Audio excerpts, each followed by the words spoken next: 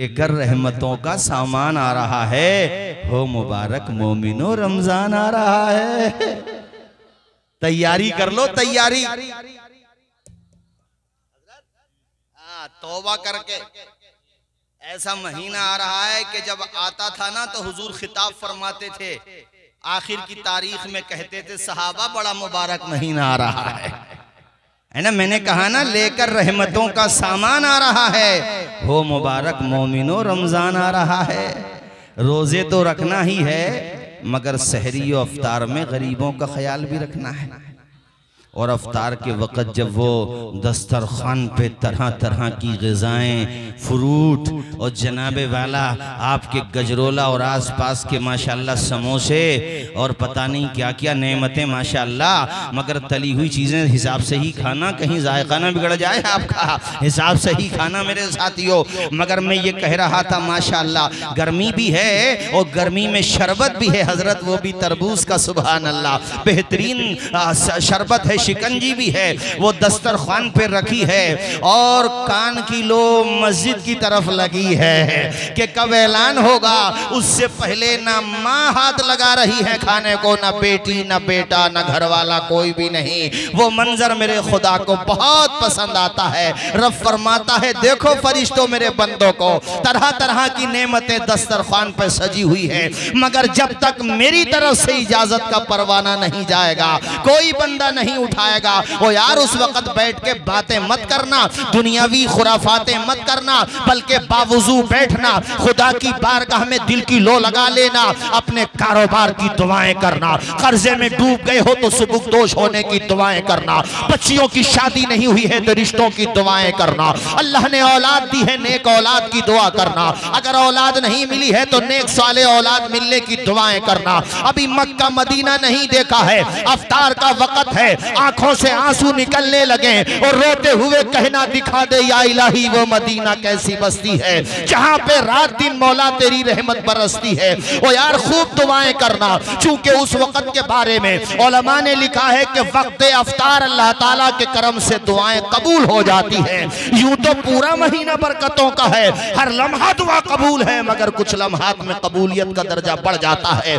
इसलिए बैठ के उस मौके पे बातें मत करना, अफ्तार का वक्त है, रहमत बरस रही है और आजान की सदा उधर जैसे ही बुलंद होने लगे तो सारे लोग बिस्मिल्लाह शरीफ पढ़ के अफ्तार कर लेना। बोलो मुस्कुरा के सुभान अल्लाह। आस पड़ोसियों का भी ख्याल रखना कि कोई ऐसा तो नहीं है जिसके घर पे गुर्बत हो और कई तरह के खाने न बनते हों। एक दूसरे के घर खाना भेजो, इससे मोहब्बत बढ़ जाती है। पहले होता था ना पड़ोस में, हमारे घर क्या बना है आपके घर जा रहा है, आपके घर क्या बना है हमारे घर आ रहा है, इससे मोहब्बत भी बढ़ती है, आने जाने से प्यार बढ़ता है, रिश्तों में तक़वियत पैदा होती है, इस्तेहकाम पैदा होता है। और सुनो मेरे साथियों, एक बात और बताता चलूं तुम्हें मैं, ये जो अफ्तार पार्टियां हो रही हैं कुल्ली तौर पे तो इनकी मुखालफत नहीं कर रहा, मगर उन अफ्तार पार्टियों के बारे में ये शिकवा जरूर करूंगा कि ये कैसी अफ्तार पार्टी है जो करा रहा है, न उसने सहरी खाई है न अफ्तार की है, इसने तो रोजा ही नहीं रखा है, तो नामो नमूद के लिए दीन का सहारा क्यों ले रहा है? भाई किसी और जरिए से कर ले, कितना अच्छा होता, तू भी रोजादार होता और रोजादारों को अफ्तार कर। जरा ऊंचा बोलो। और ऐ लोगो अल्लाह ने तुम्हें दिया है तो अफ्तार भी कराना। मेरे नबी ने बड़ा सवाब बताया। अल्लाह के पैगंबर फरमाते मन फत्तर साइमन अला मज़क़ति लबनिन, अल्लाह के पैगंबर फरमाते जो जरा से दूध पे अफ्तार करा दे, चंद खजूरों पे अफ्तार करा दे, अल्लाह ताला उसको उतना ही सवाब अता फरमाता है जितना सवाब रोजादार को अता फरमाता है। मगर उसका खुद का भी तो रोजा होना चाहिए ना। ऐ लोगो सहाबा ने कहा या रसूल अल्लाह हमारे पास इतना सरमाया नहीं, ऐ मेरे आका अगर कोई भर के पेट किसी को खिला दे यानी शिकम शेर करा दे तो उसे कितना सवाब मिलेगा? अल्लाह के पैगंबर ने फरमाया मन अशबा साइमन सकाहुल्लाहु मिन हौजी शरबतन ला यज़मउ हत्ता यदखुलल जन्ना। अगर कोई किसी को शिकम शेर करा दे, रोजादार को भर के पेट माशाअल्लाह वो खाना खिला दे, ऐ लोगों हुजूर फरमाते अल्लाह ताला क़यामत क़यामत के दिन मेरे हौज़ कौसर से ऐसा जाम पिलाएगा कि जब तक जन्नत में एंट्री नहीं हो जाएगी प्यास नहीं लगेगी उसे। सुभान अल्लाह सुभान अल्लाह। तो पहली बात तो मैंने क्या कहा आपसे, सबको रोजा रखना है, बोलिए इंशाअल्लाह। आवाज आए बोलिए इंशाअल्लाह।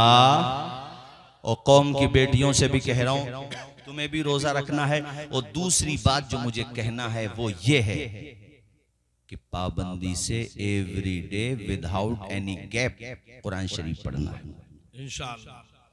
हाफिजों को भी, वो तो पढ़ते ही अल्हम्दुलिल्लाह जी, और नाजरा खां को भी। जी जी। ऐसा ना हो कि बाज लोगों को माँ बाप ने कम से कम नाजरा तो पढ़ाया था, मगर वो तीजों में जाते हैं तभी कुरान खोल के देखते हैं, बाकी उन्हें कुरान याद नहीं आता। अखबार रोजाना पढ़ेंगे, दैनिक जागरण पढ़ेंगे, अमर उजाला पढ़ेंगे, नव भारत पढ़ेंगे, इनकलाब पढ़ेंगे, सहारा पढ़ेंगे, मगर जिस कुरान ने तुझ बेसहारे को सहारा दिया है उस कुरान को नहीं पढ़ेंगे। क्यों नहीं पढ़ता भाई कुरान? और ये शिकायत मुझे बहन बेटियों से भी है कि बाप ने जब शादी की थी तो तोहफे में कुरान भी तो दिया था। अच्छा, मैं इस बारे में गौर कर रहा था कि ये कुरान देने की रस्म कहाँ से चली। अब इसकी मुझे इब्तिदा के हवाले से कोई रिवायत नहीं मिली कब से चली, मगर इसके एक लॉजिक मेरे समझ में आई मुनाज़ा हिस्सा। वो हुआ ये होगा कि माँ बाप ने, घर वालों ने सोचा होगा बेटी अपने घर जा रही है तो खाली हाथ ना जाए, हुजूर का मौजज़ा सीने से लगा कर चली जाए। और इसके पीछे सबब ये रहा होगा कि बेटी जब कुरान लेके जाएगी, रोजाना कुरान पढ़ेगी घर पे, तो कुछ अनहोनी होने वाली होगी, कुछ परेशानी समस्याएं आने वाली होंगी, तो तिलावत कुरान की बरकत से दूर हो जाएंगी। ए कौम की बीवियों, बेटियों, बहनों, माओ, पढ़ो कुरान रोजाना अपने घर में। तुम्हारे सास ससुर जैसे भी हैं बहरहाल मुसलमान तो हैं, जब रोजाना तुझे कुरान पढ़ते हुए देखेंगे कि यार कैसी दुल्हन और बीवी और बहू आई है माशाअल्लाह, कि सुबह बाद नमाजे फज्र पहले कुरान पढ़ती है फिर नाश्ता बनाती है। एक दिन वो आएगा कि तेरी सास और तेरे ससुर, तेरे परिवार वाले यानी तेरे ससुराल वाले तारीफ करेंगे कि ये दुल्हन अगरचे जहेज का सामान नहीं लाई है, मगर सीने से लगा के खुदा का कुरान लाई। कुरान कब उठाया जा रहा हमारे घरों में बता दूं? सब घरों की नहीं इल्ला माशाअल्लाह, लेकिन ज्यादातर जब घर में झगड़ा होता है तब कुरान उठाया जाता है। चार पंच कहते हैं कि भाई जो सच्चा है वो कुरान उठा ले। ओ यार तुम कुरान क्यों उठवा रहे हो? कुरान कसम खाने के लिए नहीं आया है, कुरान तो झगड़े मिटाने के लिए आया है।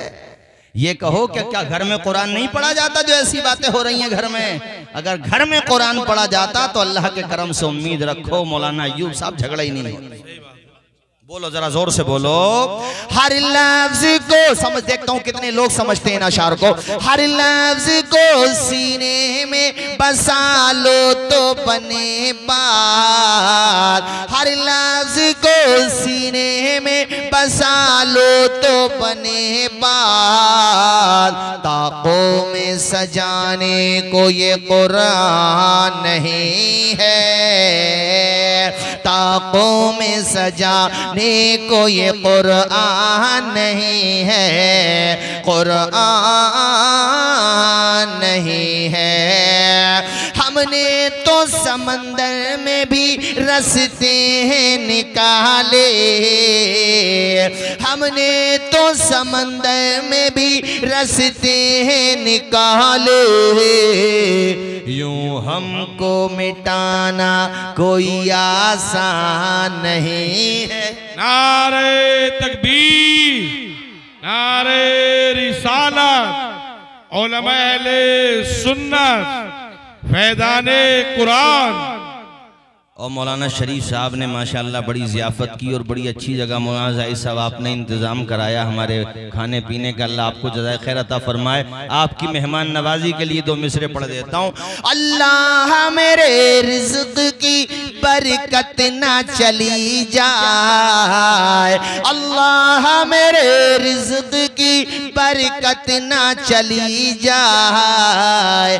दो रोज़ से घर में कोई मेहमान नहीं है, दो रोज से घर में कोई मेहमान नहीं है। और एक शेर इस बच्चे के लिए जो माशाल्लाह हाफिज हो चुका है, सामान तिजारत मेरा ईमान नहीं है, हर दर पे झुके सर ये मेरी शान नहीं है। वाह वाह, जिंदाबाद जिंदाबाद। की वालदा की दुआओं का असर है। और सुनो, इस बच्चे को मैं देख रहा हूँ तो मुझे बार बार हजरत इमाम बुखारी का बचपना याद आ रहा। मैं सुना देता हूँ। हजरत इमाम बुखारी जो थे ना, बचपने में नाबीना हो गए थे कलीम भाई जी। तो नाबीना हो गए तो माँ होती है, बड़ी रोती थी उनकी माँ। वो पढ़ी लिखी थी माशाल्लाह, आलिमा, आबिदा, जाहिदा, मुत्तकिया, परहेजगार, 5 वक्ता नमाजें तो वो पढ़ती ही थी, मगर तहज्जुद गुजार भी थी। सुभान अल्लाह बोलो जरा जोर से। तो वो जब बचपने में इमाम बुखारी वो मतलब नाबीना हो गए और वालिद का भी साया सर से उठ चुका था उनका। सन 194 हिजरी में वो पैदा हुए थे, अभी छोटे ही थे कि आंखों की बीनाई खत्म हो गई। तो माँ तहज्जुद की नमाज पढ़ के दुआ करती अपने बेटे के लिए। और यार तुम भी दुआएं लिया करो अपने माँ बाप की। देखो तुमसे भी कह रहा हूँ, वो अगर सलामत है ना, मैं तो कहता हूँ गजरोला तक भी जा रहे हो और इधर जनाबे वाला गाजियाबाद जा रहे हो या जनाबे वाला मेरठ जा रहे हो, यार कहीं पर भी जा रहे हो, माँ बाप को बता के जाया करो, उनका हाथ सर पे रखवा के जाया करो।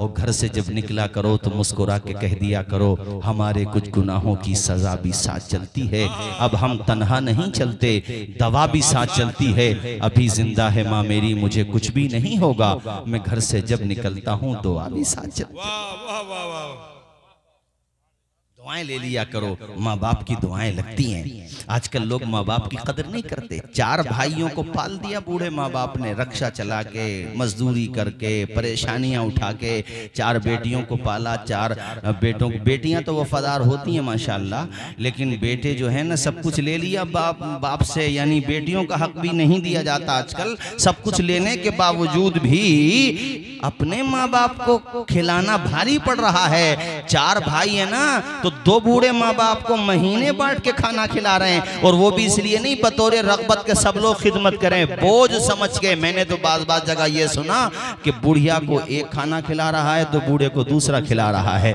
यानी बूढ़े माँ बाप के साथ ऐसा जुल्म करके तुम्हें कहां से तरक्की मिल जाएगी यार। दर बदर नहीं भटकोगे तो क्या होगा, जलील नहीं होगे तो क्या होगा। इज्जत अगर चाहते हो तो फिर वो तरीका अपनाओ जो हमारे नबी ने बताया है।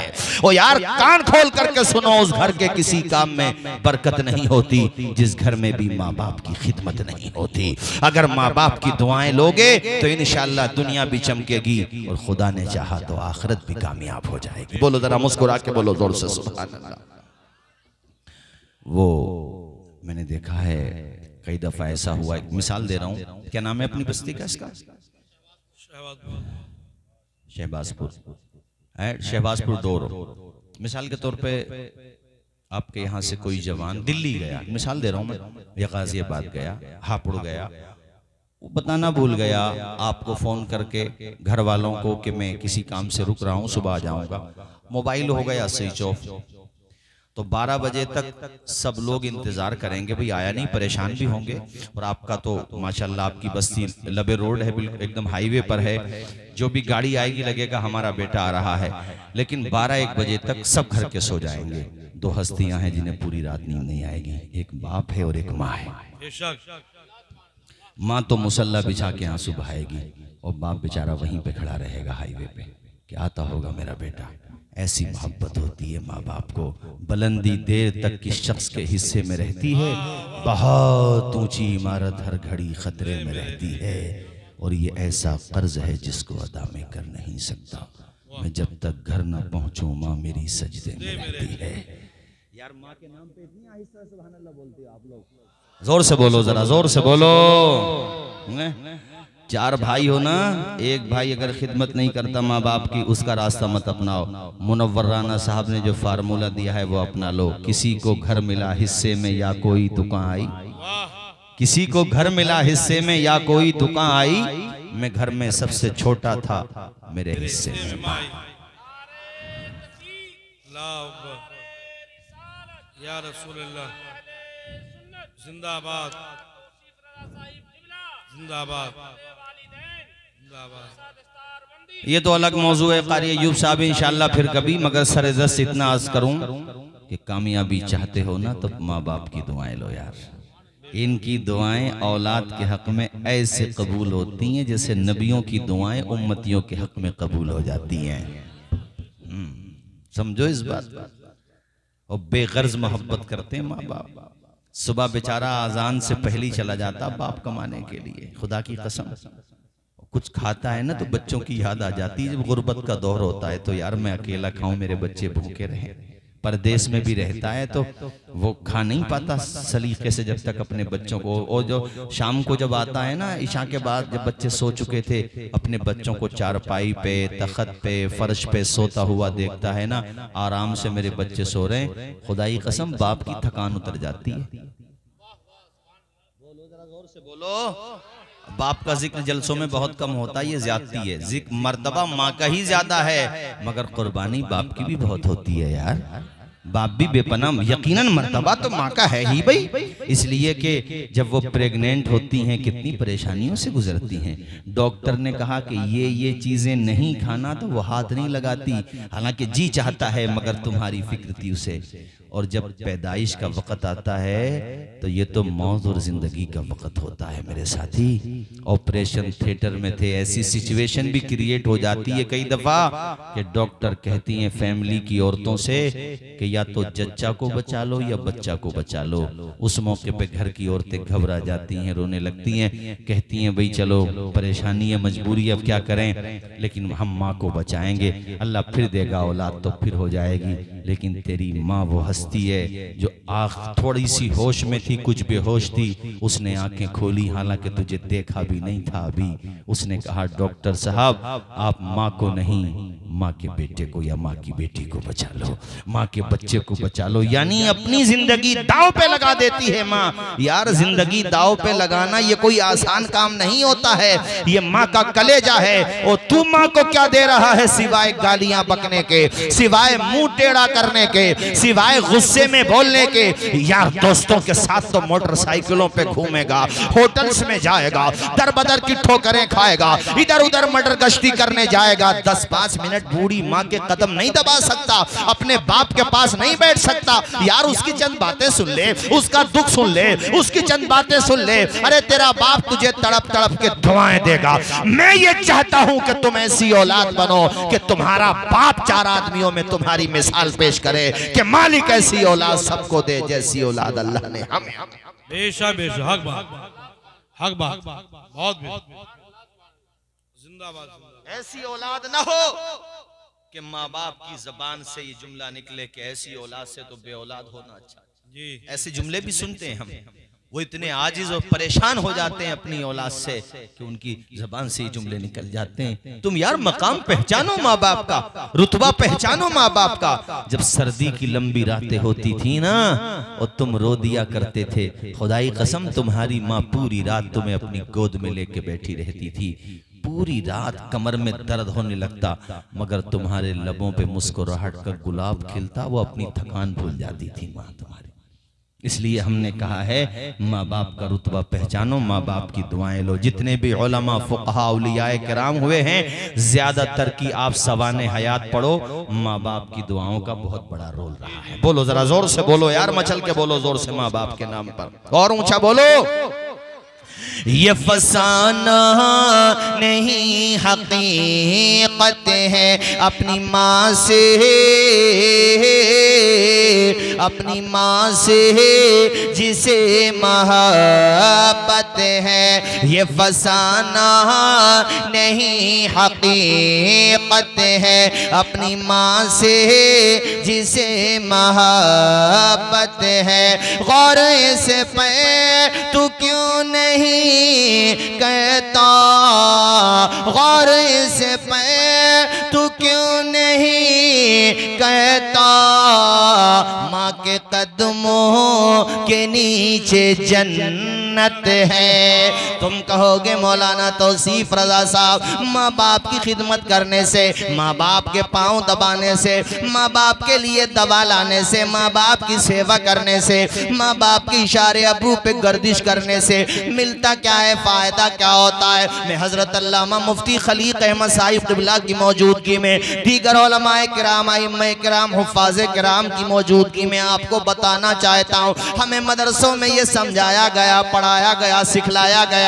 हमने बचपने से अल्हम्दुलिल्लाह मदरसों में ये सबक सीखा। आज पढ़ाते हैं, कल पढ़ते थे, हालांकि आज भी तालिबे इल्म ही है मेरे साथियों। हमें ये बताया गया जो माँ बाप का कहना मानता है उसे दुनिया में इज्जत मिलती है और अल्लाह के करम से मरने के बाद जन्नत मिलती है। वो जीत जी दुनिया में जन्नत का मजा लेंगे, वो जीत जी दुनिया में जन्नत का मजा लेंगे, जो बाप को खुश रखेंगे और माँ की दुआ ले। नारे तकबीर, नारे रिसालत, उलमाए अहले सुन्नत। हमारे कलीम भाई माशाअल्लाह नाज़िम है, हमारे कारी अय्यूब साहब नात का है, ये फ़कीर वाज करता टूटा फूटा जैसा भी है, ये सब माँ बाप की दुआओं का असर है। हमारे मुफ्ती साहब दरसगाह के शह सवार है माशाअल्लाह। हमारे हज़रत कारी शरीफ साहब माशाअल्लाह दरसगाही आदमी है। हमारे हज़रत मौलाना मंसूर साहब, तमाम उलमा है लोग जितने ऊपर बैठे मेरे साथियों, ये माँ बाप की दुआ का असर होता है। इसलिए मैंने आपको कहा माँ बाप का कहना मानो, उनका सम्मान करो, उनके रुतबे को पहचानो। यार वो दुनिया में नहीं रहेंगे तो बड़ा दर्द होगा, बड़ी तकलीफ होगी। तुमसे कोई पूछने वाला नहीं बचा, तुम्हें कोई डांटने वाला नहीं बचा, तुम्हारी गलती पे कोई तंबी करने वाला नहीं बचा। जब तक माँ बाप दुनिया में होते हैं औलाद को कदर नहीं होती, लेकिन जब माँ बाप चले जाते हैं तो पता चलता है गोया कि हमारे सर का सहारा चला गया, हमारे दिल का करार चला गया। अरे दुनिया तो मतलब ही होती है यार, सही बात है। ये माँ बाप होते हैं और तुम्हारे पास टाइम नहीं है अपने माँ बाप के लिए। हम जलसों में जाते हैं तो बूढ़े बूढ़े लोग आके हमें हमारे रूम पे हमारी क़याम गाह जहाँ होती है बताते हैं, हजरत थोड़ा सा माँ बाप के लिए बोलो, चूंकि हमारी औलाद के लिए हमने सब कुछ किया, हमारे बाल भी वक्त से पहले सफ़ेद हो गए, हमने रात में कमाया, दिन में कमाया, परेशानी उठाई, कर्जा लिया, हमने खुद को मकरूज कर लिया, गोया कि खुद को भी गिरवी रख दिया, मगर हमने चाहा हमारे बच्चों को हाथों में कलम आ जाए, वो कामयाब हो जाए, उनकी तिजारत कामयाब हो जाए। तू तो 10,000 रुपए दे दे तो बाप को एहसान जताता है, तुमने मेरे पैसों का क्या किया? कभी अपना गिरेबान झांक के देख के तूने बाप के पैसों का क्या किया है, तूने बाप के साथ क्या किया है? बाप की कोई बात अगर खिलाफे मिजाज हो जाए तो घर छोड़ के भाग जाता है। आजकल तो ऐसे लगता है जैसे बच्चे नहीं बाप पैदा हो रहे हैं, वो डांट दें तो घर भाग के चला जाएगा। पबजी गेम खेल रहा था लड़का, बाप ने डांट दिया, पड़ोसी मुल्क की बात है, अपने बाप के सीने में गोली उतार दी, और वो बाप जब दुनिया से जा रहा था तो रोते हुए पुलिस से कहता है मेरे बच्चे को फांसी न देना, छोड़ देना, अभी ना समझ है। अल्लाह अकबर, ये बाप होता है यार। तुम बाप का मकाम पहचानते क्यों नहीं? कान खोल करके सुनो, माँ बाप जिंदगी के दरख्त की जड़ होते हैं, अगर तुम जड़ को काट दोगे तो दरख्त भी सलामत नहीं रहेगा। अगर अपनी इज्जत चाहते हो तो माँ बाप की इज्जत करो, अल्लाह तुम्हें इज्जतों का ताज अता फरमा देगा। हमारे नबी ने फरमाया माँ बाप की रजामंदी में अल्लाह की रजामंदी है और माँ बाप की नाराजी में रब की नाराजी है। आप समझते क्यों नहीं हैं? अरे वो बाप है, कोई बात गलत हो सकती है यार, उसकी मिजाज के खिलाफ बूढ़ा हो गया है। वो बुढ़ापे का जिक्र खास तौर पे कुरान में जिक्र हुआ है साहब, बुढ़ापे का। इम्मा यबलुगन्ना इंदकल किबर अहदुहुमा व किलाहुमा, ये बुढ़ापे का जिक्र कुरान में क्यों खास तौर पे मेंशन किया गया? इसलिए कि बुढ़ापे में नफ्सियाती एतबार से माँ बाप का जो जहन होता बच्चों की तरह हो जाता है। तो अगर वो कभी कभी कोई बात तुम्हारे मिजाज के खिलाफ कहें तो बुरा न मान, अपना बचपना देख। तू जिद करता था, तेरा बाप खुदा की कसम कर्जा लेता था मगर तुझे खिलौने ला करके देता था। वो अगर किसी के वहाँ शादी में गया, कहीं त्योहार था, ईद बकरीद, और घर पे पैसे नहीं थे, कुर्बानियाँ गिनाऊं मैं आपको, बहुत लंबी तकरीर हो जाएगी, इतनी कुर्बानियाँ हैं। घर पे कर्जा था, बाप बेचारा कहीं से लाया, अपने और अपनी बीवी के कपड़े तो वही पहन लिए जो पिछले साल ईद पे बनाए थे, लेकिन जब देखा अपने बच्चों को कि मेरे बच्चे ये कपड़े कैसे पहनेंगे, तो बेचारे ने कर्जा लिया, कुछ भी किया, मगर तुझे नए कपड़े ला करके दिए। तू एहसान ही भूल गया अपने माँ बाप का, तो कुर्बानी भूल गया। दो जुमलों पे पंचायत लेके बैठ जाता है अपने घर की कि हमारे माँ बाप ने ज्यादती कर दी। मैं कहता हूँ चल 1% अगर उन्होंने ज्यादती भी कर दी तो उनकी कुर्बानी को एक पल्ले में रख और उनकी थोड़ी सी ज्यादती को एक पल्ले में रख, तो तुझे हकीकत का पता चल जाएगा, तुझे हकीकत का पता चल जाएगा। माँ बाप को दौलत की जरूरत नहीं है, बस बात यह है कमा के ला तो उनके हाथ पे रख दे, दिल बड़ा हो जाएगा माँ बाप का। किसे देंगे वो? अरे तेरी औलाद को देंगे यार, और किसे देंगे बता? तुझे ही दे करके जाएंगे, अपनी कब्र में लेके नहीं जाएंगे। मगर उनको ऐसा लगता है कि हमारा 20, 25, 30, 35, 40 साल का बेटा आज भी वही इज्जत देता है जो बचपने में देता था। मैंने ऐसे माँ बाप को खुशी का इजहार करते हुए देखा है, कारी अय्यूब साहब, ऐसे माँ बाप को कि जिन माँ बाप के सामने जवान औलाद गर्दन झुका के खड़ी रहती है, वो बच्चों के सामने भी डांट दें तो हिम्मत नहीं होती, तो उन माँ बाप की आंखों में खुशी के आंसू आते। यार हमारा बेटा कितना फर्माबरदार है, कुछ भी कह लो बुराई नहीं मानता है। जरा बोलो, झूम के बोलो सुभान अल्लाह, और मचल के बोलो मेरे साथियों सुभान अल्लाह। देखो ये बात बीच में आ गई, मैंने खैर इंशाल्लाह फिर कभी इस पे तफसील से जिक्र करूंगा। फिलहाल तो वो 4 मिसरे भी सुनते चलो कलीम भाई कि ज़मीं पर एक ही औरत दिखाई देती है, फकत माँ की मोहब्बत दिखाई देती है। ए बूढ़ी माँ तेरे चेहरे की झुर्रियों की कसम, हर एक लकीर में जन्नत दिखाई देती है। जरा बोल दो, जोर से बोल दो, और जोर से। बैठोगे माँ बाप के पास, रमजान शरीफ में अफ्तार जब करो माँ बाप के पास बैठो, उनके सामने जाकर के सामान रखो। घर पे कोई सामान ला रहे हो, पहले माँ के हाथ में, अब्बा के हाथ में। यार वो रहना चाहिए। ऐसा ना हो कि उनका जनाजा जब चला जाए, और एक बड़ा तल्ख जुमला माँ बाप के लिए भी अदब के साथ कहूँगा कि तुम भी अपने बच्चों को इतना तो पढ़ा लो यार कि कम से कम तुम्हारी नमाज जनाजा पढ़ने के काबिल हो जाएं तुम्हारे बेटे। ऐसा भी ना हो कि मालियत बहुत दी, गाड़ियाँ, बंगला और ज़मीन करोड़ों की, अरबों की, लबे रोड रहते हो माशाल्लाह, होगी बहुतों की करोड़ों की ज़मीन हजरत, मगर ऐसा ना हो कि जब जनाजा रखा था तो सबने जनाजा पढ़ा। वो मोहम्मदाबाद से आ गए, गजरोला से आ गए, मेरठ से रिश्तेदार आ गए, दिल्ली से आ गए, गाजियाबाद से आ गए, मगर सगा बेटा दूर खड़ा है, जनाजा नहीं पढ़ सका। ऐसी बदनसीब औलाद मत बनाओ अपनी औलाद। औलाद हो तो फिर ऐसी हो जैसा ये बच्चा हाफिज कुरान बना है माशाल्लाह। क्या नाम है बेटे? अरे नाम भी इसका हमारे नाम पे है माशाल्लाह, मोहम्मद तौसीफ रजा। अरे माशाल्लाह, तो तकरीर भी तौसीफ रजा कर रहे हैं, दस्तार भी तौसीफ रजा की हुई है, सुभान अल्लाह। अरे मुस्कुरा के बोलो यार सुभान अल्लाह।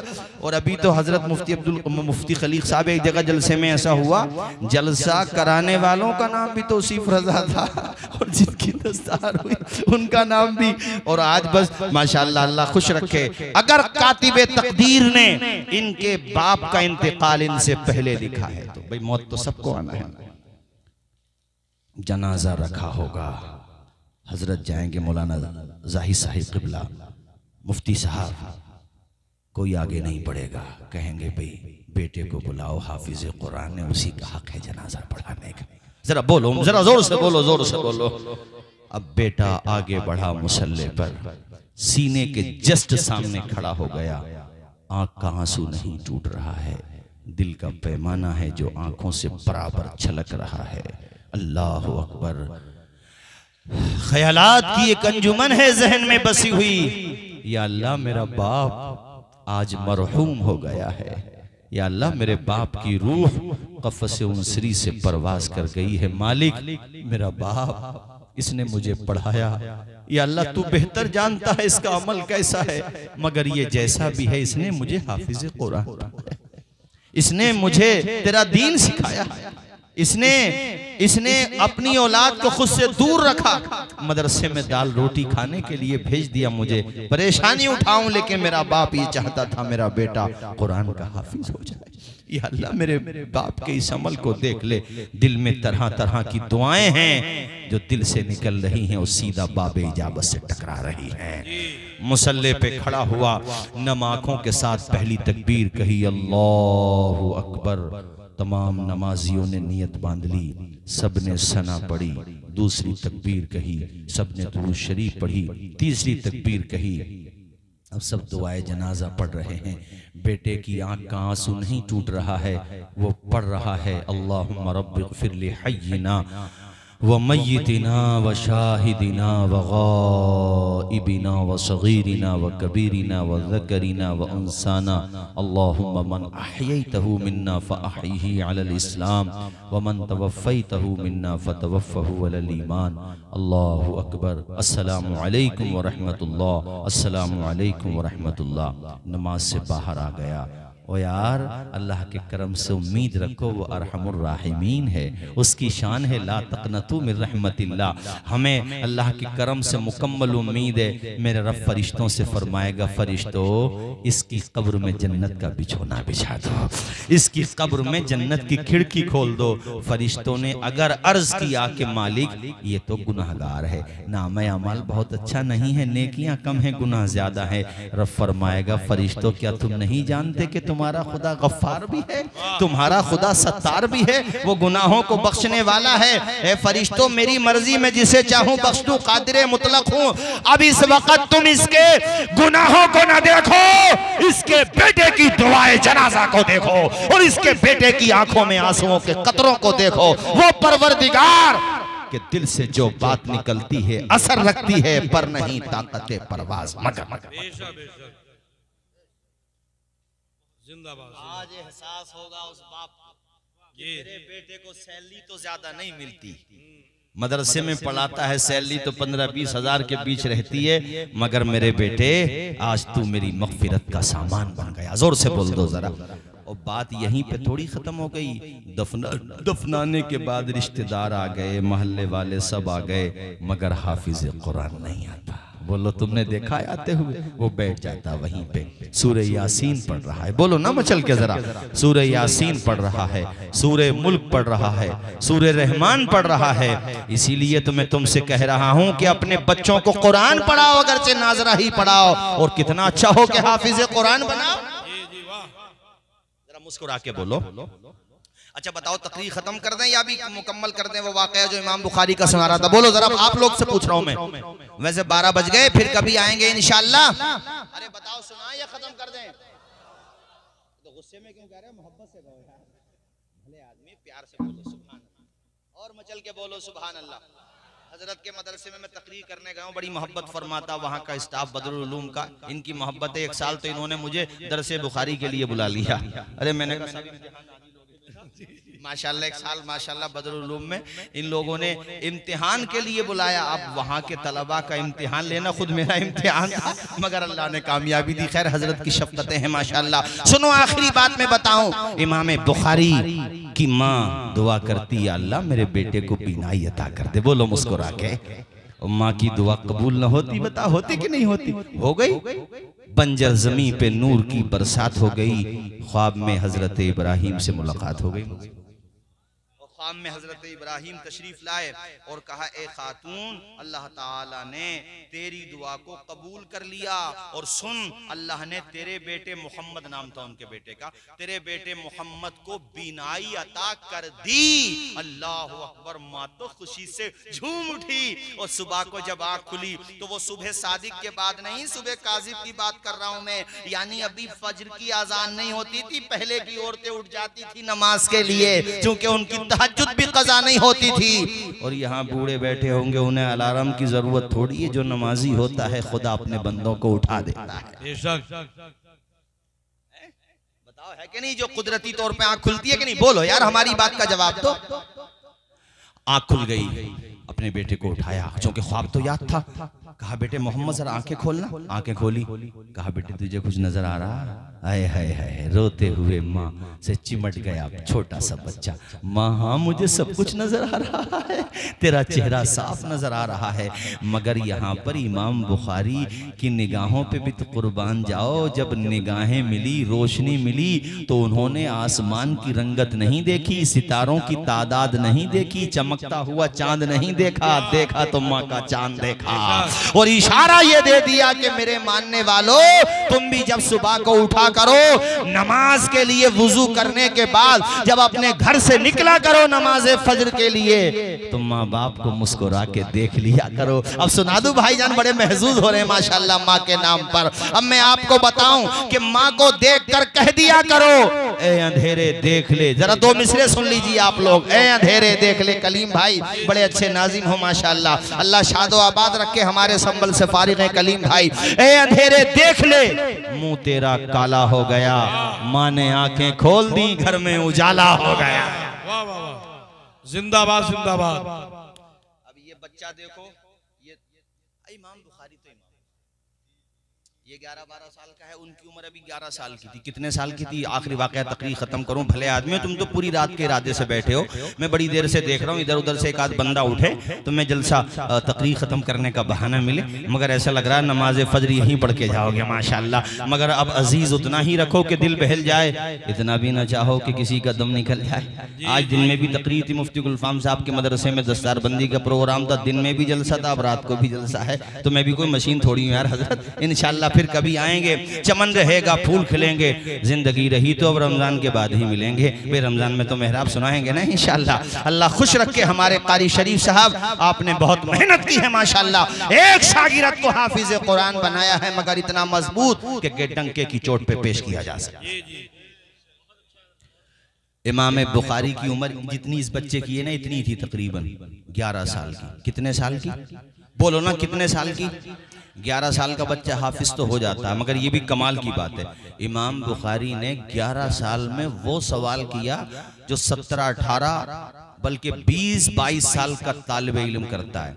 वो जिसके पास पढ़ने गए उनका नाम था मुहद्दिसे दाखिली, वो पढ़ाते थे हदीसें। जोर से बोलो, क्या पढ़ाते थे? तेजी से बोलो यार जरा, क्या पढ़ाते थे? माँ की दुआ का असर बता रहा हूँ यार तुम्हें मैं। हदीसें पढ़ाते थे। उन्होंने हदीस पढ़ाते हुए एक सनद पढ़ी, हजरत के तो इल्म में है, मैं आपके लिए सुना रहा हूँ। हद्दसना सुफियान अन अबी जुबैर अन इब्राहिम। पीछे से बोल पड़े, सैकड़ों शागिर्द बैठे थे हजरत के सामने, मुहद्दिस के सामने। इमाम बुखारी पीछे में एक गोशे में बैठे थे। पीछे से बोल पड़े, हुजूर अगर आप इजाजत दें तो मैं कुछ अर्ज करूं। अरे ये जरा सा बच्चा क्या अर्ज करेगा, इतना भारी सबक पढ़ रहा है, ये बच्चा क्या बताएगा? कहा चलिए बताइए। कहा हुजूर आपने सनद गलत पढ़ी है, इसमें मिस्टेक हो गई। कहा क्या से मिस्टेक हो गई? कहा आपने कहा कि अबू जुबैर ने इब्राहिम से रिवायत की। कहा हुजूर रिवायत तभी तो करेगा जब मुलाकात करेगा। कहा ये जिस रावी इब्राहिम का आप जिक्र कर रहे हैं, इनकी जिस रावी इब्राहिम का आप जिक्र कर रहे हैं, अबू जुबैर की उनसे मुलाकात ही नहीं हुई है। अरे हमारी आपकी मुलाकात होगी तब ना सुनेंगे एक दूसरे की बात हम। कहा उनकी तो मुलाकात नहीं हुई तो सुन कहां से लिया? अल्लाह अकबर। मुहद्दिस दाखिली ने कहा अरे जरा सा बच्चा है तू, मुझे टोक रहा है। कहा हुजूर आप देख लीजिए किताब उठा करके, अगर गलती मेरी होगी तो कोई बात नहीं, लेकिन देख लीजिए। किताब उठा के देखी गई, खुदा की कसम 11 साल के बच्चे की बात सही निकली। चर्चा हो गया ये किसका असर था? माँ की दुआ का असर था। और आप जब पढ़ने जाते थे अपने असातिज़ा के पास, अपने शयूख के पास, मुहद्दिसीन के पास, इमाम बड़े बड़े अइम्मा हदीस के पास पढ़ने जब जाते थे तो बाकी साथी आपके रजिस्टर लेके जाते थे। उस जमाने में ऐसा रजिस्टर नहीं होता था, मगर समझाने के लिए कर रहा हूं, तकरीब फहम के लिए। वो चमड़े के होते थे, जैसे भी होते थे। वो दफ्तर लिख, जब वो हदीसें बताते तो लिख लेते थे। यार हम भी जब पढ़ते थे तो नोटबुक बनाते थे कि नहीं बनाते थे? आप लोग भी स्कूल में पढ़ते होंगे। इमाम बुखारी कुछ भी नहीं लेके जाते थे, ऐसे ही जाते थे। एक दिन आपके साथियों ने कहा टाइम ही वेस्ट कर रहे हो, अरे कुछ लेके तो आते नहीं, तुम्हें कहाँ याद रहता होगा। इमाम बुखारी मुस्कुरा के बोले कितनी हदीसें लिख चुके हो अब तक? का 15,000। यार इतने सील के बोलोगे सुभान अल्लाह, जोर से नहीं बोलोगे? कितनी हजार? और वो 15,000 ऐसे नहीं जैसे हम लोग सुनाते हैं तुम्हें जलसे में। हम तो आपको खाली मरकजी रावी का नाम बताते हैं, यानी सहाबी का, जिन्होंने हुजूर से सुना, मसलन अन अबी हुरैरा क़ाल क़ाल रसूलुल्लाह, उन्हें ऐसे याद नहीं थी। ये तो बहुत आसान होता, अगरचे हमारे लिए बहुत मुश्किल है, मगर उन्हें ऐसे याद थी कि इमाम बुखारी को ये पता है मैंने किससे सुनी है, और उसने जिससे सुनी है उसका भी पता है, उन्होंने जिससे सुनी है उसका भी, और सिर्फ नाम पता नहीं, ये भी पता वो रहता कहाँ है, दुनिया में आया कब था, इंतकाल कब हुआ, झूठ तो नहीं बोलता था, हाफजा कैसा था, तामुज़्ज़ब था के नहीं था, आदिल था के नहीं था, सिका था के नहीं था, ये सारी डिटेल मालूम होती थी। सबने कहा 15,000 याद है मोहम्मद बिन इस्माइल बिन इब्राहिम बिन मुगीरा, हमें इतनी हदीसें याद हैं। इमाम बुखारी ने कहा अच्छा तो ये बताओ पहले तुम सुनाओगे या पहले हम सुना दें? अल्लाह अकबर। उन्होंने मजाक उड़ाते हुए कहा चलो पहले तुम ही सुना दो। वो ये समझ रहे थे इन्हें कुछ भी याद नहीं होगा, जब लिखा नहीं है तो याद कैसे होगा। अल्लाह अकबर। मगर ये पता नहीं था ज़ालिका फ़ज़्लुल्लाह युतीही मन यशा, अल्लाह जिसे चाहता है इज्जतों का ताज अता फरमा देता है। बुखारी के सर पे माँ की खास दुआ का असर था। अल्लाह अकबर। जब इमाम बुखारी ने ये कहा तो उन्होंने अपने अपने दफ्तर खोल लिए और मोहम्मद बिन इस्माइल बुखारी ने हदीसें पढ़ना शुरू कर दी। उनकी आंखों में आंसू उतर आए, यार ये बच्चा है मगर कितना सच्चा है, इसकी अभी उम्र ही क्या है, 15,000, अभी बच्चे से मुराद तालिब इल्म है, अभी उम्र ठीक ठाक हो गई तो उस वक्त। अल्लाह अकबर। आपने 15,000 हदीसें सुना दी, तब जाकर के खामोश हुए थे। उन लोगों ने कहा यार हमें लिख के याद नहीं होती, तूने बगैर लिखे याद कर। जरा जोर से नहीं बोलोगे? ये तो खैर इमाम बुखारी है। हालात ज़िंदगी इमाम मुस्लिम के पढ़ो, इमाम तिरमिज़ी के पढ़ो, इमाम इब्ने माजा के पढ़ो, इमाम अहमद इब्ने हम्बल के पढ़ो, इमाम मालिक, इमाम शाफ़ई, साया इम्मा के, ये हमारे सल्फ़ सालिहीन में बुजुर्गों में हो गए, बड़े बड़े बुजुर्गों में हो गए। अगर आप माजी करीब में 100 साल पहले चले जाएं, 104 5 साल पहले, यानी ये कह लो 125 साल पहले चले जाएं कमोबेश, इंतकाल को तो आला हजरत के 105 या 6 साल हुए हैं ना। आला हजरत के हाफजे का जवाब नहीं है दुनिया में आज किसी के पास। ऐसा हाफजा था कि किसी ने खत्मे हाफिज लिख के भेज दिया, हालांकि हाफिज नहीं थे, तो कहा चलो ठीक है हाफजी करके दिखाते हैं इंशाअल्लाह। महीने में हाफिज, कितने महीने में, और उसमें भी फतवा भी तो लिखना रहता था जी, और भी काम रहता था। बहुत सारे लोग कहते हैं आला हजरत का इतना नाम क्यों आता। मैंने कहा जो 3 साल में, 2 साल में, 4 साल में हाफिज कुरान हो वो हजरत है, और यकीनन हजरत होना भी अच्छा है, मगर वो हजरत है। और जो 1 महीने में हाफिज कुरान हो जाए वो आला हजरत है।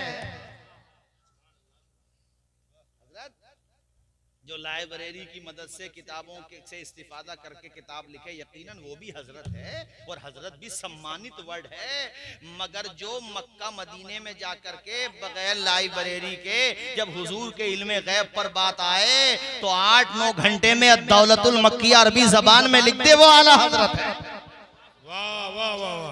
नारे तकबीर, नारे रिसालत, उलमा अहले सुन्नत, फैज़ाने आला हज़रत। एक इल्मी बात अहले इल्म भी सुनेंगे। आप भी समझदार लग रहे हो, मुझे इतनी गाड़ी भैंस वरना कहाँ आवाम को समझ में आती है, मगर तुम्हारे चेहरे तो गुलाब की तरह खिल रहे हैं यार, सभी पढ़े लिखे लग रहे हो माशाअल्लाह। मुझे एक एक बात तुम्हारे समझ में आ रही है। हम लोग दरसगाह में ना अरबी पढ़ने के लिए नहव सीखते हैं, यानी अरबी ताकि हमारी अच्छी हो जाए। एक इल्म, एक फ़न का नाम है नहव। तो नहव में दरसगाह में बैठ के जो मुब्तदा खबर को पढ़ाए ना वो हजरत होता है, और जो इसी मुब्तदा खबर को नबी की नात बना दे वो आला हजरत होता है। हमारे आला हजरत ने क्या कहा, सब तुम्हारी ही खबर थे, तुम मुअख्खर मुब्तदा हो। जरा मुस्कुरा के बोलो ना सुभान अल्लाह। हजरत और जो फन को दरसगाह में बैठ के समझाए हद औसत, अरे हद औसत समझाया जाता है ना दरसगाहों में, मंतिक की बारीकियां समझाई जाती हैं। हमारे आला हजरत ने इसे भी नबी की नात बना दिया। कहते हैं जर्रे महरे कुदस तक उनके तवस्सुस से गए, हद औसत ने किया सुगरा को कुबरा नूर का।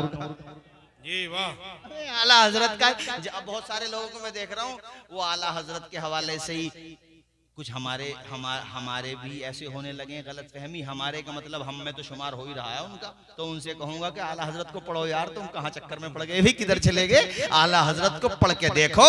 आला हजरत के बारे में अमीने मिल्लत के भाई हजरत शरफे मिल्लत ने कहा था, मीनारे कसरे रजा तो बुलंद काफी है, तुम उसके पहले ही जीने पे चढ़ के दिखा दो। फतावे रजविया तो एक करामत है, तुम हदाई के बख्शिश ही पढ़ के दिखा दो।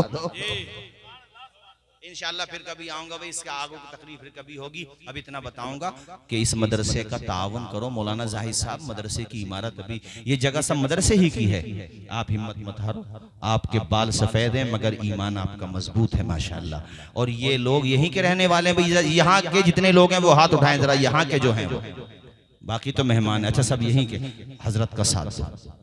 देखो इतनी कम उम्र का बच्चा हाफिज, क्या पता इसकी तिलावत से इस बस्ती में कितनी रहमतें नाजिल हो रही है। बोलो ऊंचा बोलो, हैं? और कारी शरीफ साहब पढ़ा रहे हैं माशाल्लाह। दूसरे मुदर्रिस का क्या नाम है हजरत? अच्छा हजरत ही पढ़ाते हैं, इसलिए मदरसे का ख्याल रखो। कलीम भाई ने जो काम किया था, खैर अब मैं वो काम नहीं कर रहा, मगर तुम रमजान शरीफ में हजरत का ताउन करना मदरसे का। मदरसा चलना बहुत जरूरी है। मदरसों ही से तो मस्जिदों के इमाम निकलते हैं, मदरसों ही से तो मस्जिदों में आज़ान देने वाले मुअज्जिन निकलते हैं, मदरसों ही से तो हदीसें पढ़ाने वाले मुहद्दिसीन निकलते हैं, मदरसों ही से तो तफसीर पढ़ाने वाले मुफस्सिरीन निकलते हैं, मदरसों ही से तो मंतिक पढ़ाने वाले असातिज़ा निकलते हैं, फ़लसफ़ा पढ़ाने वाले असातिज़ा निकलते हैं। और इस स्टेज की रौनक भी मदरसों ही की मरहून मिन्नत है। चमन रहेगा फूल खिलेंगे, जिंदगी रही तो फिर मिलेंगे। वमा अलैना इल्लल बलाग। अब खड़े हो जाइए, सलातो सलाम पढ़ लीजिए। अस्सलामु अलैकुम व रहमतुल्लाहि।